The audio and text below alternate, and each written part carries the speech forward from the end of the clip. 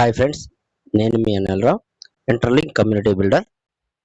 ఈరోజు ఈ వీడియోలో స్టేకింగ్ ఎలా పెట్టుకోవాలి అనే విషయాన్ని మీకు పూర్తిగా వివరిస్తాను. నాకు వచ్చిన కాయిన్స్ని స్టేకింగ్ పెడుతున్నాను.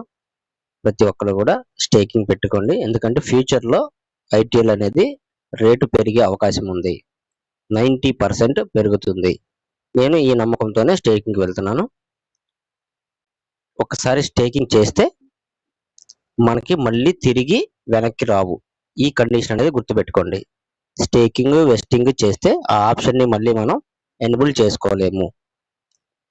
మళ్ళీ అప్పటి వరకు ఆగాల్సిందే. ఎన్ని సంవత్సరాలు అయితే మనం స్టేకింగ్ చేస్తామో అన్ని సంవత్సరాల వరకు మనం, లేదా వెస్టింగ్ చేస్తామో అన్ని సంవత్సరాలు మనం ఆగాల్సిందే. ఓకే, ఇక వీడియోలోకి వెళ్దాం.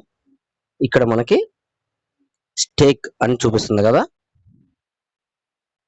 దాని మీద క్లిక్ చేసి పేజీ ఓపెన్ చేస్తున్నాను. ఇక్కడ నాకున్న కాయిన్స్ చూపిస్తున్నాయి.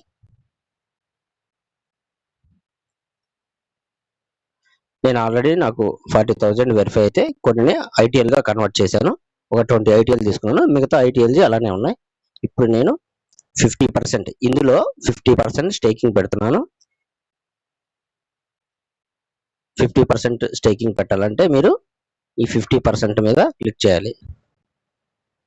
క్లిక్ చేస్తే మనకి 50%కి ఎన్ని ఐటీఎల్ వస్తుంది అనేది క్లియర్గా చూపిస్తుంది. చూడండి. నెక్స్ట్ వచ్చేసరికి నేను 5 years వెళ్తున్నాను. మనకి ఇక్కడ చూడండి కర్సర్స్తో ఉంది కదా పర్పుల్ కలర్, దాన్ని ఇలా చివరికి లాగాలి.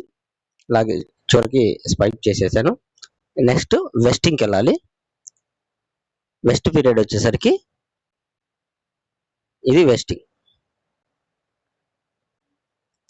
నేను వచ్చేసరికి ఒక 50%ని 5 years మాత్రమే వెస్టింగ్ పెడుతున్నాను. మనకి ఇక్కడ చూపిస్తుంది చూసారా, ఇదిగోండి 60 months.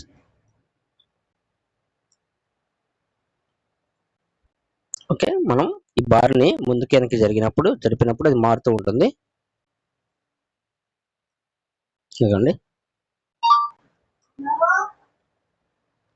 ఇప్పుడు టర్మ్స్ అండ్ కండిషన్స్ మీద క్లిక్ చేసుకోవాలి. ఇక్కడ మనం టిక్ మార్క్ పెట్టాలి. పెట్టే ముందు ఈ టర్మ్స్ ఆఫ్ సర్వీసెస్ ఇవి చదువుకొని మనం కన్ఫర్మ్ చేసుకోవాలి. ఓకే,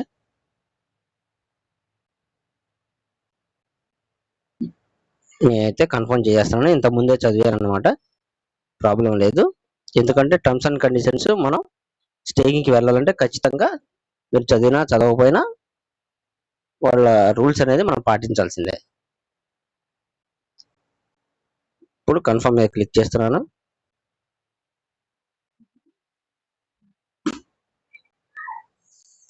మళ్ళీ ఒకసారి మన డాష్ బోర్డ్ మొత్తం చూపిస్తుంది చూడండి.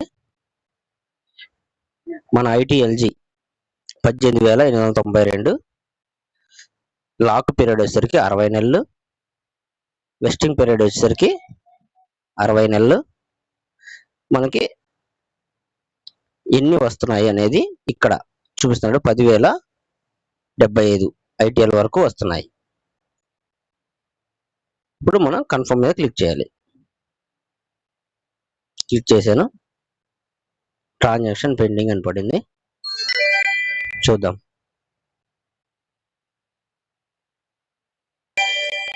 సరే, నేను బ్యాక్ మీద క్లిక్ చేసి మళ్ళీ బ్యాక్ పేజీలోకి వస్తున్నాను. ఈ పేజీలో చూడండి, జాగ్రత్తగా గమనించండి.